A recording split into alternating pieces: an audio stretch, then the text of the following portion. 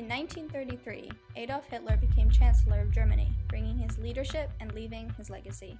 Using only his phenomenal speeches and authority, he gained the support of many Germans to create the perfect Aryan race. Hitler will forever be known as the man who brought Germany up from poverty and back to power and restored the Nazi Party, which convinced most of Germany to kill 40 million people based on their political views, sexuality, or race. Adolf Hitler was born on April 20, 1889. Hitler enrolled in the German army during World War I voluntarily, which helped in shaping his political ideas. Hitler's father was an Austrian civil servant and then a state official. He had pushed Adolf to follow in his footsteps. His father was displeased by Adolf's dream of becoming an artist. His mother died of a serious illness before he turned 16. Adolf was rejected from the school of painting but was told to apply for the School of Architecture. He had an autobiography, Mein Kampf, published in 1925. Kubizek, Adolf's roommate and friend, remembered that Hitler, who was a passionate reader, lectured him on the text he would read and on what he thought about them. Hitler would lecture Kubizek further if Kubizek would question or argue with him. Hitler had the determination to convince the world of a clear vision and mission on the subject.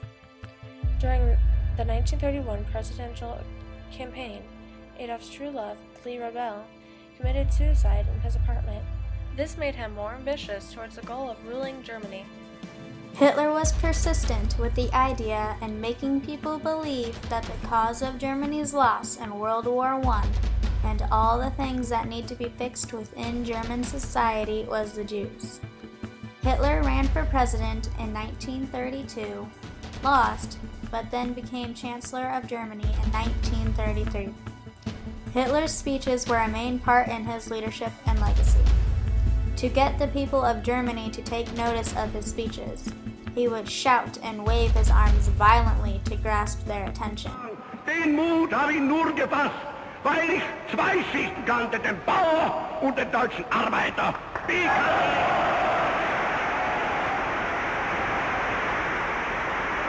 Vielleicht wird manch unter Ihnen sein, der es mir nicht verzeihen kann, dass ich die marxistischen Parteien vernichtete. Aber mein Freund, ich habe die anderen genauso vernichtet. Instead of treating the people of Germany as individuals, he would treat them as a group. He approached them this way because groups are less intelligent and it is easier to persuade them than individuals who are more concerned and thinking for themselves instead of Germany as a whole.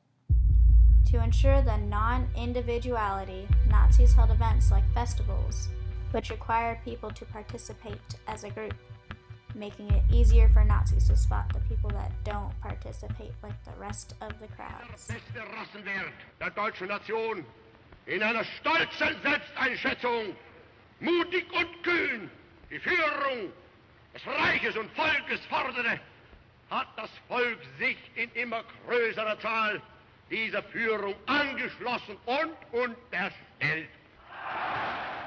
To create excitement from the audiences about his speeches, he used certain words such as strong when discussing Germany, and used weakness words like pacifist in discussion of enemy nations. Einst haben unsere Gegner dafür gesorgt, dass durch Verbot und Verfolgungswellen von Zeit zu Zeit die Bewegung wieder ausgekämmt wurde von dem leichten Zeug, das sich bei ihr einzufinden begann. Heute müssen wir selbst Musterung halten und abstoßen, was sich als schlecht erwiesen hat. Und deshalb Hitler could convince his audiences of unethical options with the either-or fallacy. They would believe that these options were the only option for Germany. Nun gilt es, das deutsche Volk zu gewinnen. Ich weiß es, meine Kameraden, es ist euch wohl oft schwer gefallen, wenn ihr meint, es müsse nun ein Wandel kommen, und er kam nicht und immer wieder muss der Leute auf Berg gerichtet werden. Es muss weitergekämpft werden, denn es geht nicht. Ihr dürft nicht handeln, ihr müsst gehorchen, ihr müsst euch fügen, ihr müsst euch diesen unerhörten Zwang beugen. Another way Hitler manipulated his audiences was telling them how all other countries thought of Germany and all German people as second class, after he had just told them that they were the perfect Aryan race. Da muss der deutsche Junge der Zukunft schlank und rank sein, flink wie Windhunde, zäh wie Leder und hart wie Kruppstahl.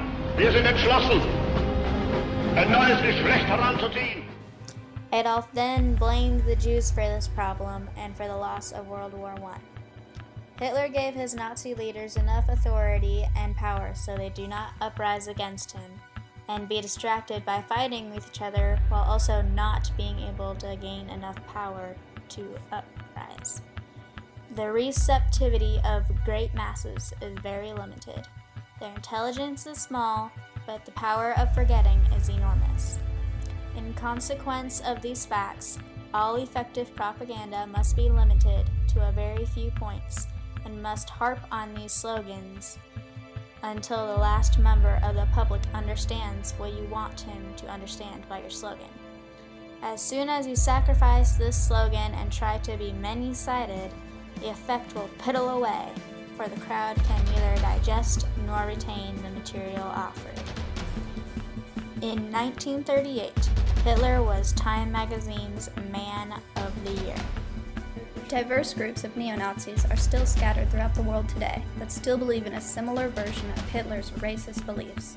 Hitler will always be remembered as the powerful man that inspired millions of people to march to their deaths to defend the master race, which included murdering people based on their political views, sexuality, or race, but decided to commit suicide instead of what he inspired many to do. Of all of history's orators, Adolf was one of the greatest. The death of approximately 40 million people were caused by Adolf Hitler and his policies. He left Eastern and Central Europe poor and weakened. Adolf Hitler convinced most of Germany to kill 40 million people based on their political views, sexuality, or race by bringing Germany up from poverty and back into power, and restored the Nazi Party. Support from Germans came from Hitler's outstanding speeches and his authority to create a perfect Aryan race.